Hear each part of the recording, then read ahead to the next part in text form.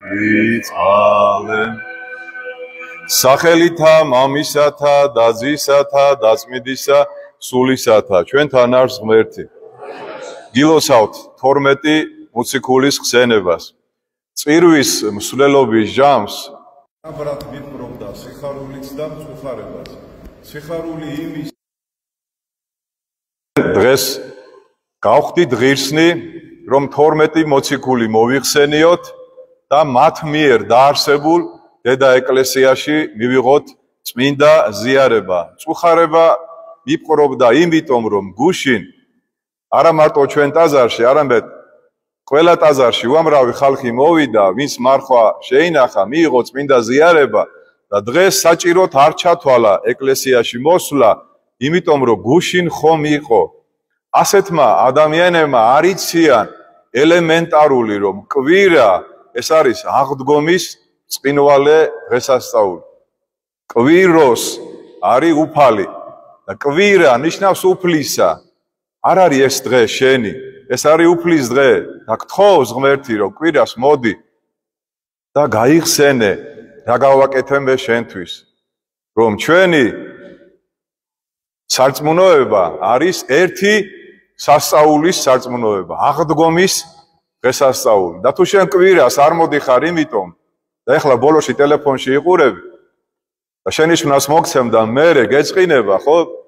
რაღაცა არ არის ლამაზი, ხო? მე ვქადაგებ და ტელეფონში იყურებ და ვიღაცა და რაღაცას ერთობა.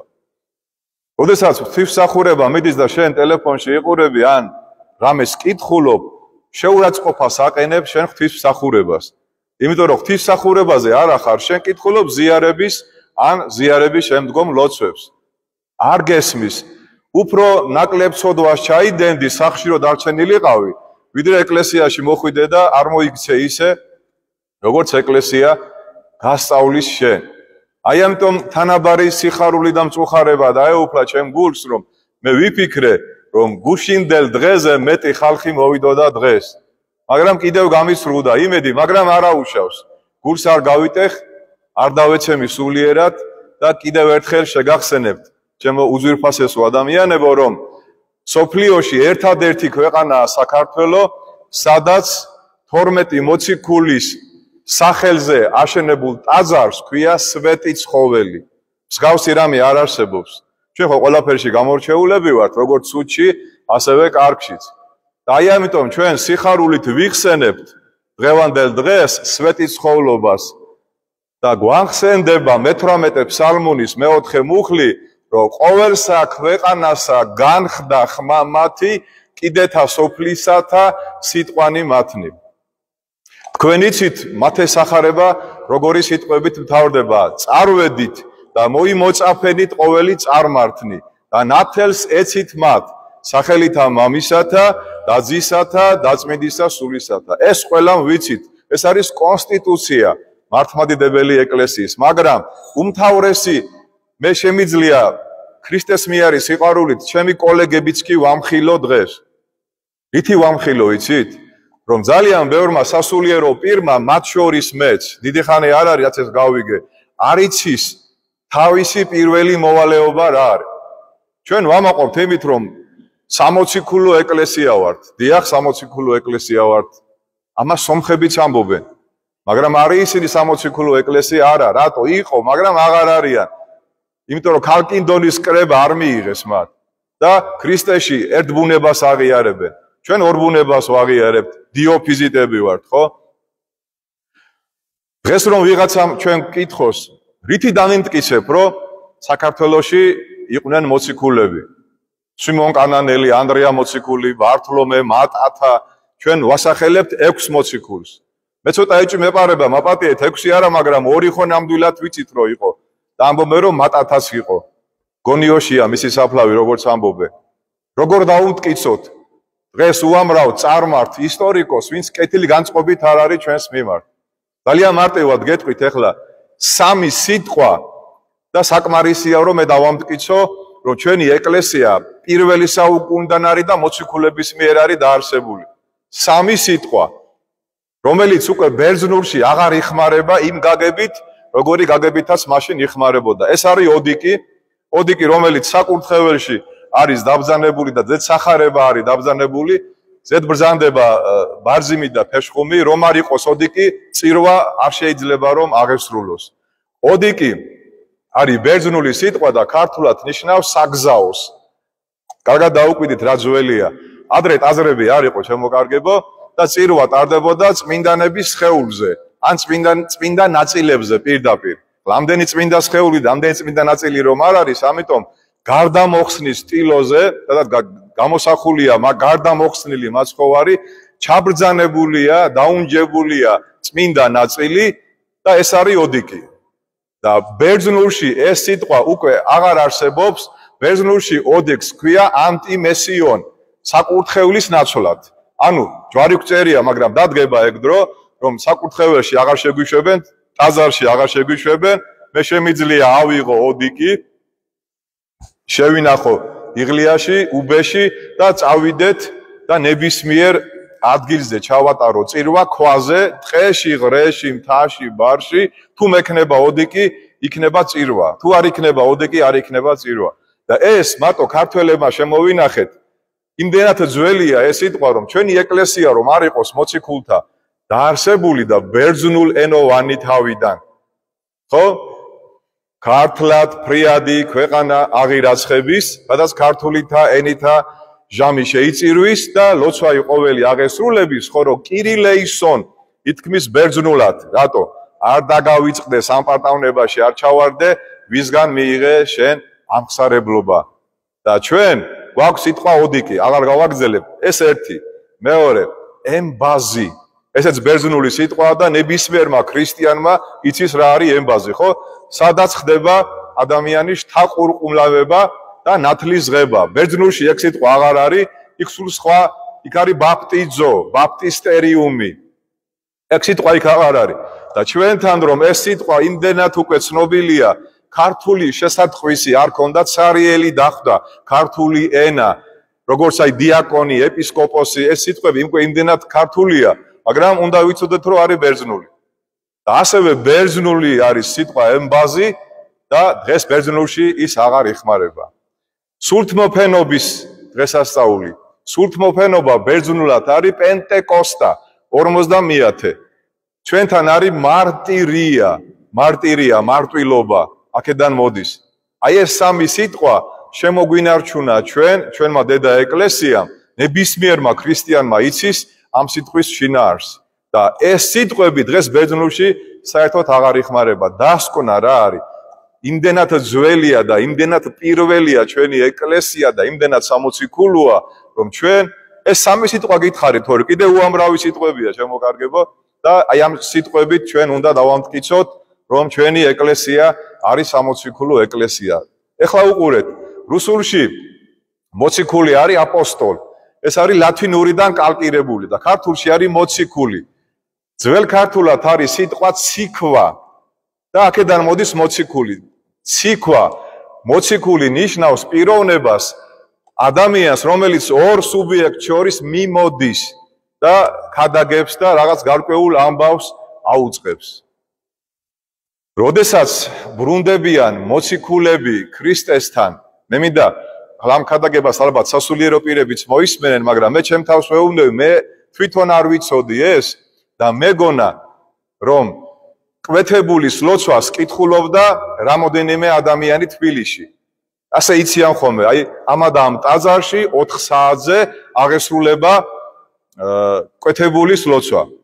ეშმაკო ფრთხილად იყავი, მოვდივარ, უნდა დაგეჯახო. აი პირდაპირ ამას ნიშნავს ეს რა. 4 საათზე მე ფეხბურთი ხო არ არის არა, რომ ახლა დაიწყება შერკინება და გოლი უნდა გავიტანო.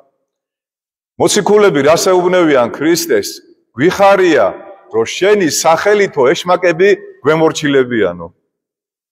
ნებისმიერ კურთხევანში კვეთებულის მსახურება წერია, როგორც ნათლობა, როგორც ჯვრისწერა, ნებისმიერი მსახურება და არ წერია, რომ ეს უნდა წაიკითხოს გამოცდილმა ბერმა ან გამოცდილმა დეკანოზმა და ასე შემდეგ. როგორც მღვდელი ოლარის გარეშე სახლის კურთხევაზე არ დადის, ასევე მასთან ჯიბეში უნდა კონდეს შეფუცება, ანუ იგივე კვეთებულის ლოცვები. თუ მღვდელმა ადამიანი არ გახსნა და არ შეკრა, ის თავის მოვალეობას არ ასრულებს, როგორიც გინდა ორატორი იყოს, როგორიც გინდა კარგად ქადაგებდეს, მთელი ღვთისმეტყველება ზეპირად რო იცოდეს, ის მღვდელი არის უიარაღო. არაფერს არ წარმოადგენს ის მღვდელი. რო შეიმოსე, ენქერი რო გიკეთია, ეს არის სულიერი მახვილი. ენქერი რო გიკეთია, ავტომატი რო გიჭირავ ხელში, შაშხანა რო გიჭირავ ხელში და არ ისვრი და ბოროტებას რო არ განასხამ ადამიანისგან, რა მღვდელი ხარ, რა მეომარი ხარ, ის რო კარგად იქადაგე, დღეს ერის ხალხი უფრო კარგად ქადაგებს, ვიდრე მღვდლები. Chat GPT-ში შედით, აკრიფეთ, რას გინდა ყველაფერს დაგიწერთ ხუთიანზე, ჩემზე კარგად გადმოგცემთ ყველაფერს, შეკითხვა დაუსვი მარტო სწორედ. ყველაფერს მიიღებ პასუხს, ხო? მაგრამ Chat GPT ეშმაკებს ვერ განასხავს. აბა კითხე ეშმაკი როგორ უნდა გავასხავთ, ხო? გეტყვის ვერ გავიგეო შეკითხვა, ხო?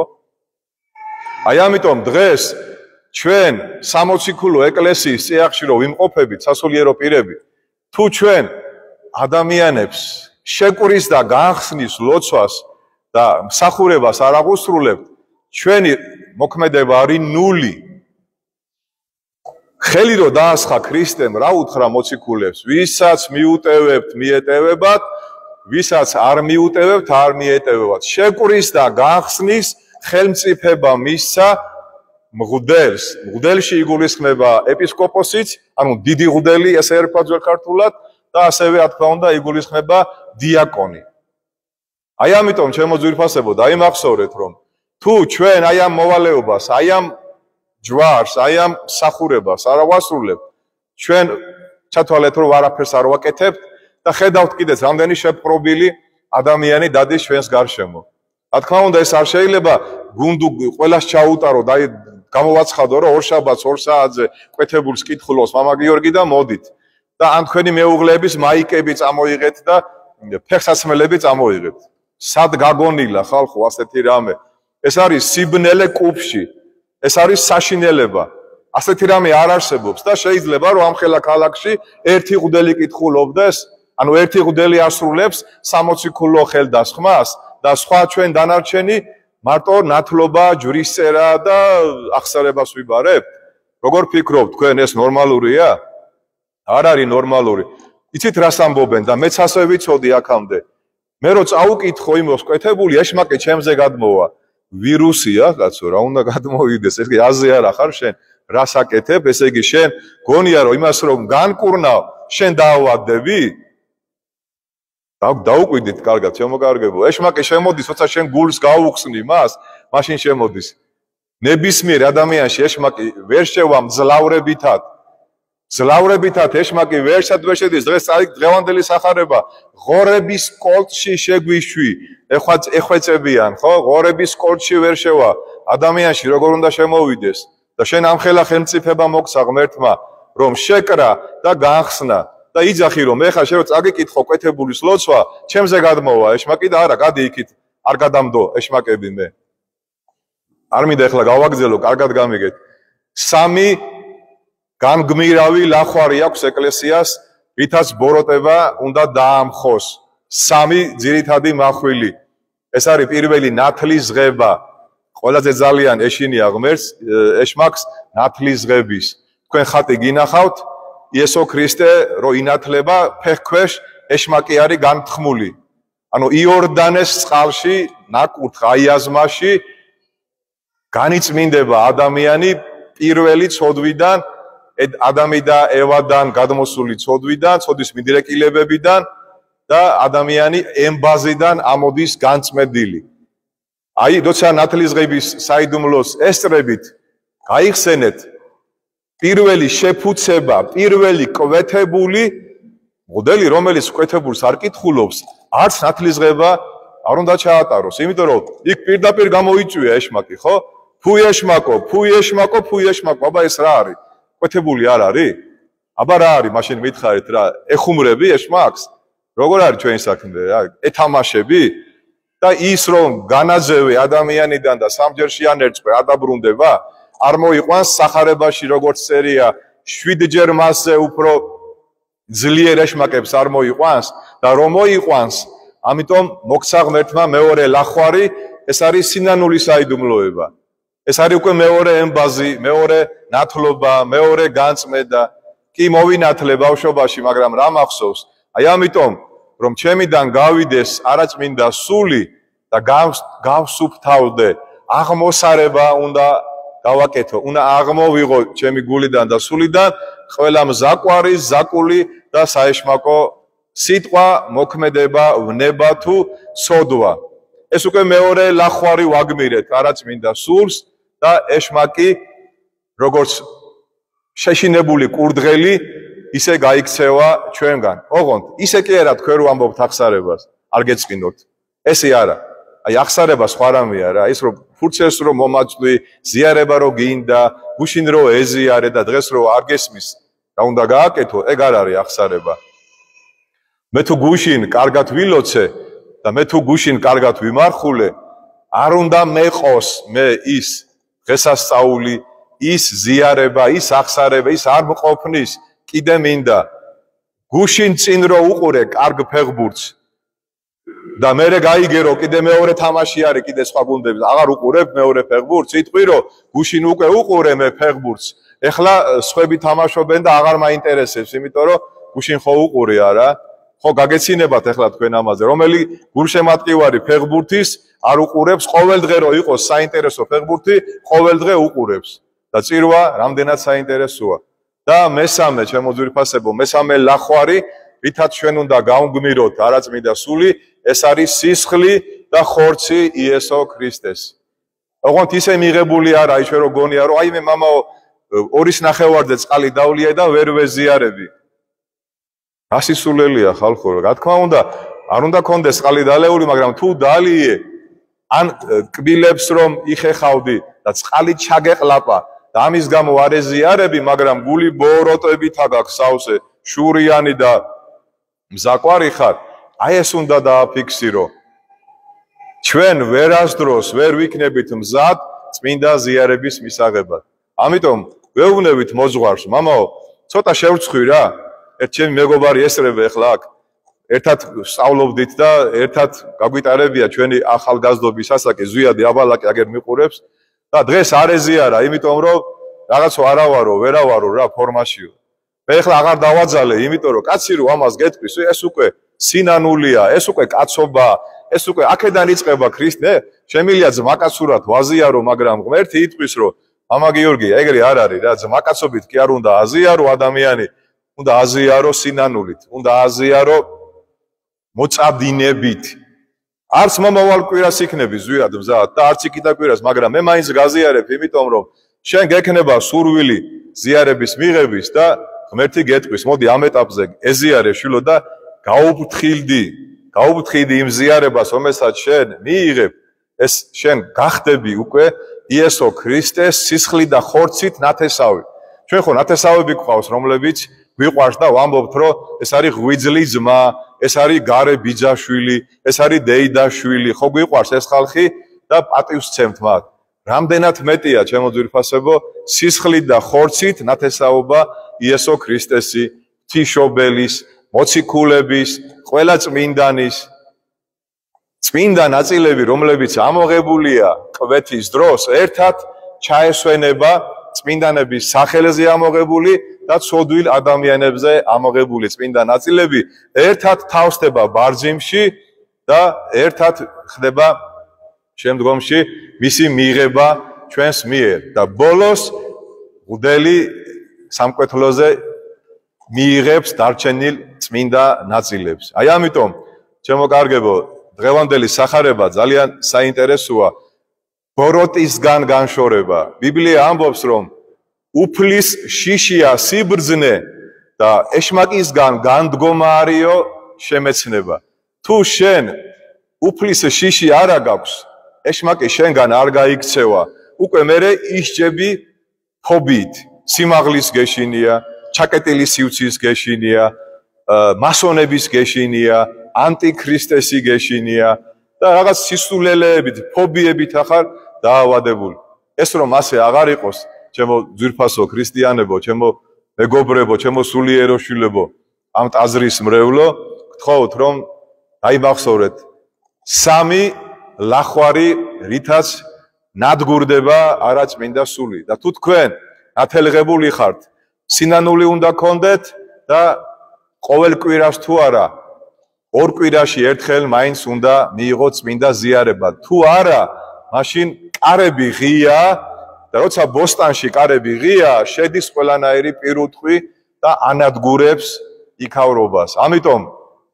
ამიტომ დაიმახსოვრეთ, რომ თქვენ მზადებით ერთი წმინდა საყოველთაო, ანუ კათოლიკე ეკლესიის შვილები, ავტოკეფალიური ეკლესიის, საქართველოს სამოციქულო ეკლესიის შვილები და ნურაფნის ნუგეშინიათ.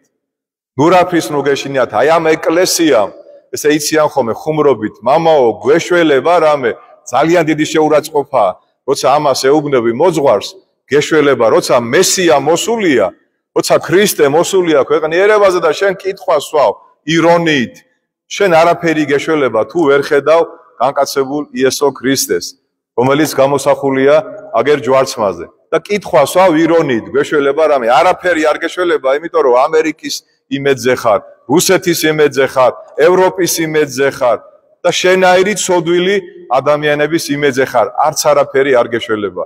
ამიტომ, ვისაც ნაშველი გვაქვს და ეკლესიაში ვართ, გვახსოვდეს ჩემო კარგებო, რომ ეშმაკი დაამარცხა ქრისტემ გოლგოთაზე ჯვარცმით, მაგრამ როგორც ხეს რომ მოჭრიან, მაგრამ ფოთლები ჯერ კიდევ ცოცხლობს და გვიან ჭკნება და გველს რო კუც მოაჭრი, მაგრამ გველი ცოცხალია, მაგრამ კიდევ აქნევს კუც, აი ესე არის ეშმაკი განწირული, მაგრამ ცდილობს, რომ ბევრი ადამიანი გაიყოლოს საუკუნო სატანჯველში, უღრმეს ტარტაროსში.